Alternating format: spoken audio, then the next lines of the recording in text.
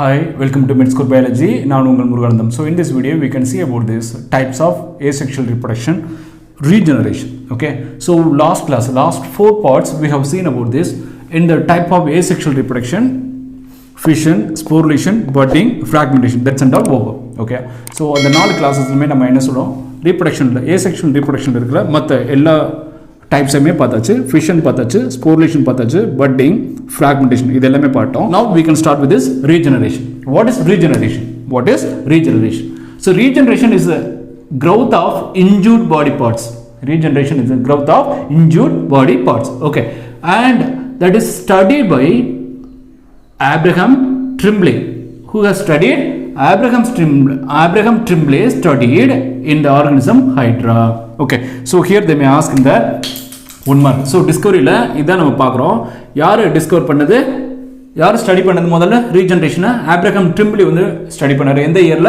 1740. எந்த ஆர்கனிசம்? ஹைட்ராவில் வந்து ஸ்டடி பண்ணார். ஓகேயா? ஸோ ரீஜெனரேஷன் அப்படின்றது என்னது? மீள் உருவாக்கம் அப்படின்னு நம்ம சொல்கிறோம். மீள் உருவாக்கம்னா என்னது? உடலில் சேதமடைந்த பகுதியிலிருந்து அந்த சேதமுற்ற பகுதிகள் மீண்டும் உருவாக்கப்படுகின்ற அந்த நிலைக்கு நம்ம என்ன சொல்கிறோம்? ரீஜெனரேஷன், மீள் உருவாக்கம் அப்படின்னு நம்ம சொல்கிறோம். இதில் வந்து 2 டைப் இருக்குது. One is morphollaxis, another one is epimorphosis. Morphollaxis, another one is epimorphosis. Morphollaxis னா நம்ம தமிழ்ல என்னன்னு சொல்றோம் அப்படின்னா முழு உருவ மீட்பு. ஹோல் பாடி டெவலப் ஆச்சு அப்படின்னா ஒரு டேமேஜ் ஆன பார்ட்ல இருந்து அந்த ஒரு பார்ட்ல இருந்து ஒரு முழு உருவமும் டெவலப் ஆச்சுன்னா அதுக்கு பேர் வந்து நம்ம மார்ஃபோலாக்சிஸ் அப்படின்னு நம்ம சொல்றோம். எபிமார்போசிஸ் அப்படின்னா ஒரு டோட்டலா இருக்கிற ஒரு ஆர்கனிசத்துல ஒரு உயிரில எந்த பகுதி சேதம் அடைந்ததோ அந்த பகுதி மட்டும் மீண்டும் உருவாச்சுன்னா அதுக்கு பேர் நம்ம வந்து எபிமார்போசிஸ் அப்படின்னு சொல்லலாம். Okay, so morphollaxis is another. Morphollaxis, the example organism is Hydra and Planaria. The whole body grows from a single part of the body. Whole body grows from a small fragment. ஒரு சின்ன fragment இருந்து whole body மே develop ஆச்சுன்னா அதுக்கு பேர் நம்ம morphollaxis அப்படின்னு நம்ம சொல்றோம். Okay, so for example, if Hydra cut into the pieces, each piece can develop the whole organisms. Each piece can develop the remaining part and finally that will attain the whole organisms. Okay, when the Hydra cut into the small pieces, each piece can regenerate the lost body part.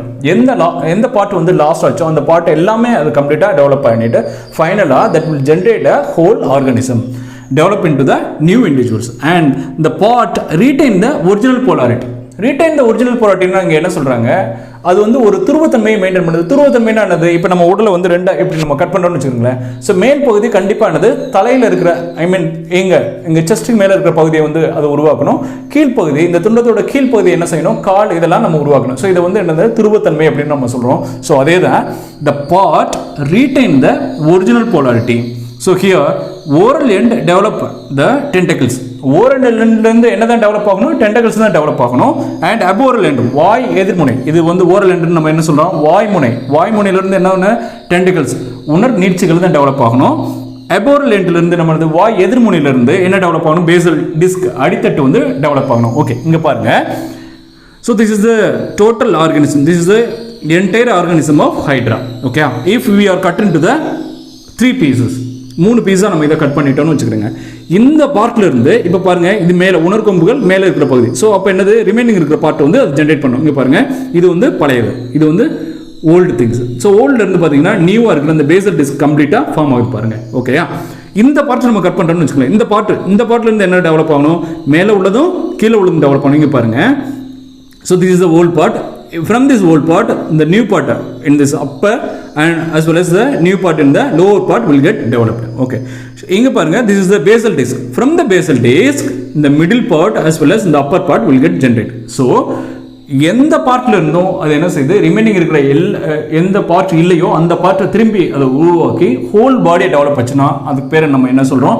மார்ஃபோலாக்சிஸ் அப்படின்னு சொல்றோம். So morphallaxis is nothing but whole body develop from the single fragment. ஒரு single fragment இருந்து whole body develop ஆச்சுன்னா அதை நம்ம என்ன சொல்றோம்? Morphallaxis அப்படின்னு நம்ம சொல்றோம். ஓகே, ஸோ இந்த ரீஜெனரேஷன் இன்னொரு டைப் என்ன இருக்கு? எபிமார்போசிஸ் அப்படின்னு சொல்லி பார்க்கலாம். So what is epimorphosis? நம்ம ஏற்கனவே பார்த்தோம். ஒரு டேமேஜ் ஆன பாடி பார்ட்டோ இல்லை ஒரு டேமேஜ் ஆன டிஷ்யூவோ இல்லைன்னா ஒரு பர்டிகுலர் பாடி பார்ட்டோ டெவலப் ஆச்சு அப்படின்னு வச்சுக்கோங்களேன். ஸோ அதை வந்து நம்ம எபிமார்போசிஸ் அப்படின்னு நம்ம சொல்றோம். ஓகே, எபிமார்போசிஸ் அப்படின்னு சொல்றோம். கவனிங்க, replacement of lost body part. replacement of lost body part or tissue, that is known as epimorphosis. Okay, epimorphosis is further divided into two, reparative phase and restorative phase. Okay, so இது வந்து reparative அப்படி நம்ம என்ன சொல்றோம், சீராக்கல் அப்படின்னு நம்ம சொல்றோம், சீராக்கல் மீட்பு அப்படின்னு நம்ம சொல்றோம். இங்க ரீஸ்டோரேட்டிவ் அப்படின்னா மீண்டும் அதே இடத்துல வந்து உருவாக்குதல் அப்படின்றத நம்ம வந்து ரீஸ்டோரேட்டிவ் அப்படின்னு நம்ம சொல்லலாம். Okay, so what is reparative? Only certain damaged tissue regenerated. சில டிஷ்யூ மட்டும் ரீஜென்ரேட் ஆச்சுன்னு வச்சுக்கோங்களேன். ஒரு ஆர்கன் இருக்குது, அதில் ஒரு பர்டிகுலர் டிஷ்யூ வந்து டேமேஜ் ஆயிடுச்சு. ஸோ அது மட்டும் ரீஜென்ரேட் ஆச்சுன்னா அதுக்கு நம்ம என்னென்னு சொல்லுவோம், ரிப்பரேட்டிவ் ஃபேஸ் அப்படின்னு சொல்லுவோம். ஃபார் எக்ஸாம்பிள் இங்கே பாருங்கள், இங்கே எனக்கு வந்து சும்மா தேய்ச்சிடுச்சு. ஓகே, இங்கே ஸ்க்ராச்சஸ் ஆகிடுச்சுன்னு வச்சுக்கோங்க. இந்த பார்ட் மட்டும் நம்மளுக்கு டெவலப் ஆச்சுன்னா அதை நம்ம என்ன சொல்கிறோம், ரிப்பரேட்டிவ் அப்படின்னு நம்ம சொல்லுவோம். ஓகே, ஸோ எக்ஸாம்பிளே ஹியூமன் தான் கொடுத்துருக்காங்க. Okay, so next we can see this restorative phase. Restorative phase ல பார்த்தீங்கன்னா severed body parts can develop. That mean cutting body parts can develop. Okay, for example certain organisms இருக்கு, for starfish and the wall lizard, நட்சத்திர மீன்களும் சோர்பள்ளியோட வாலும் பார்த்தீங்கன்னா எந்த part வந்து loss ஆச்சோ அந்த பார்ட் திருப்பி அந்த பார்ட் மட்டும் டெவலப் ஆச்சுன்னு வச்சுக்கோங்களேன். So that is known as restorative regeneration. Okay, severed or cutting body parts can develop. Starfish and tail of the wall lizard. இப்போ starfish for example இங்க பாருங்க,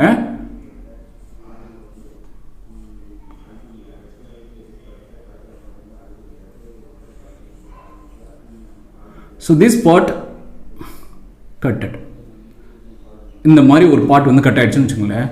so this may develop, this restorative regeneration develop remaining the entire பாடி. இங்கே இந்த loss ஆன பாடி இங்கே form ஆயிடுச்சு பாருங்களேன். So இந்த மாதிரி ரீஜெனரேஷன் நம்ம என்ன சொல்லணும்னா ரீஸ்டோரேட்டிவ் ரீஜெனரேஷன் அப்படின்னு சொல்லலாம். ஓகேயா? Okay, so with this we have completed all the type of asexual reproduction. பாருங்கள், டைப்ஸ் ஆஃப் ரீப்ரொடக்ஷன் ஜென்ரலாக 2 சொல்கிறோம், பட் அடிஷ்னலாக ஒன்று பார்த்தினோஜெனிசிஸ் அப்படின்னு சொல்லி பார்க்கலாம். ஓகே, ஸோ இந்த 2ல் வந்து பார்த்தீங்கன்னா ஏசெக்ஷுவல் ரீப்ரொடக்ஷனில் இருக்கிற கம்ப்ளீட்டாக எல்லா சப்டாபிக்குமே நம்ம கவர் பண்ணியாச்சு. ஃபிஷன் பார்த்தாச்சு, ஸ்போர்லேஷன் பார்த்தோம், பட்டிங், ரீஜெனரேஷன். இப்போ இன்னைக்கு கிளாஸில் நம்ம என்ன செஞ்சோம், ரீஜெனரேஷன் கூட நம்ம பார்த்துட்டோம். ஓகேயா? ஓகே, ஸோ இந்த எல்லாமே நம்மளுக்கு வந்து பார்ட் 1, பார்ட் 2, பார்ட் 3, பார்ட் 4 அந்த வீடியோஸில் போய் நீங்கள் பார்த்தீங்க அப்படின்னா ரிமைனிங் உள்ள எல்லா கண்டென்ட்டையுமே நீங்கள் பார்த்துக்கலாம். ஓகேயா? Okay, so additionally now we can see phases of life cycle. Before seeing this asexual reproduction, now we can see about this phases of life cycle. வாழ்க்கை சுழற்சியோட நிலைகள் என்னென்ன இருக்கு அப்படின்னு சொல்லி பார்க்கலாம். So there are 3 types of phases are there. The first one is juvenile or vegetative phase. juvenile phase னா இளம் உயிரின் நிலை or vegetative phase என்றது என்ன சொல்றோம், வளராக்க நிலை அப்படின்னு நம்ம சொல்றோம். So the period of growth between birth and reproductive maturity. பெர்த்லேருந்து ரீப்ரொடக்ஷன் நடக்கிற வரைக்கும் அந்த இருக்கிற அந்த மீன் டைம், அந்த இடைப்பட்ட அந்த காலத்தை நம்ம என்னன்னு சொல்கிறோம் அப்படின்னா ஜுவெனல் ஃபேஸ் அப்படின்னு சொல்கிறோம், இளம் உயிரி நிலை அப்படின்னு நம்ம சொல்கிறோம். ஓகேயா? Next we can see reproductive or maturity phase. reproductive or maturity phase. So here reproductive ஆனது இனச்சேர்க்கை நடைபெறக்கூடிய அந்த நிலை, முதிர்ச்சி அடைந்த நிலை. முதிர்ச்சி அடைந்த நிலைக்கு நம்ம என்ன சொல்லலாம், என்ன நடக்குது அப்படின்னா organism reproduce and their offspring reach maturity. ஒரு உயிரி இனப்பெருக்கம் செய்ய ஆரம்பிக்குது, அதிலிருந்து வர்ற அந்த இளம் உயிரியும் ஒரு மெச்சூரிட்டி ஸ்டேஜை அடையுது. So that is known as reproductive or maturity phase. Okay, so based on the reproduction, based on the time of reproduction, all the organisms or breeders can divide by 2. Okay, இனச்சேர்க்கை நடைபெறும் காலத்தை பொறுத்து அது எந்த டைமில் reproduction பண்ணுதோ so அதை பொறுத்து நம்ம வந்து இனச்சேர்க்கையாளர்களை உயிரினங்களை ரெண்டாக நம்ம வந்து டிவைட் பண்ணலாம். One is seasonal breeder, another one is continuous breeder. One is seasonal breeder, another one is continuous breeder. Seasonal breeder only reproduce one particular season, ஒரு பர்டிகுலர் சீசனில் மட்டும் அவங்க ரீப்ரொடியூஸ் பண்ணாங்கன்னா அவங்கள வந்து நம்ம என்ன சொல்லலாம், சீசனல் பிரீடர்னு சொல்லலாம். ரீப்ரொடியூஸ் அட் பர்டிகுலர் பீரியட், என்ன இயர், ஒரு பர்டிகுலர் இயரில் ஒரு பர்டிகுலர் சீசனில் மட்டும் ரீப்ரொடியூஸ் பண்ணாங்கன்னா அவங்கள நம்ம என்ன சொல்லலாம், சீசனல் பிரீடர் அப்படின்னு சொல்லலாம். So who are that?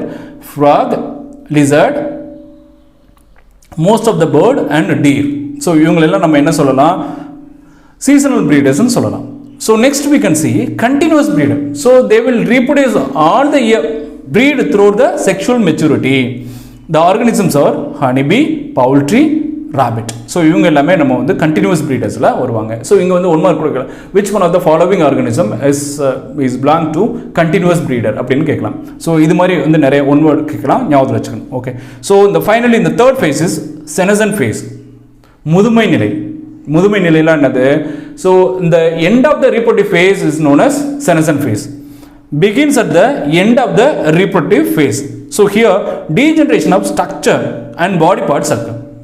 Body parts அதோட physiological function என்ன degeneration ஆகுது, so stop ஆக ஆரம்பிக்குது. So that stage is known as senescence stage. That stage is known as senescence stage. Okay, okay. So in this we have seen three types. Keep it remember: juvenile or vegetative phase, reproductive phase or maturity phase, and senescent phase. Okay, okay. So with this we can complete this video, and next class, next video we can see about this sexual reproduction. Okay, so இந்த video உங்களுக்கு பிடிச்சிருக்குன்னு நினைக்கிறேன். பிடிச்சிருந்தா share பண்ணுங்க, like பண்ணுங்க, comment பண்ணுங்க, நம்ம சேனலை சப்ஸ்கிரைப் பண்ணிக்கிறீங்க, அப்படியே பக்கத்துல பெல் பட்டனை அழுத்திக்கங்க. Thank you.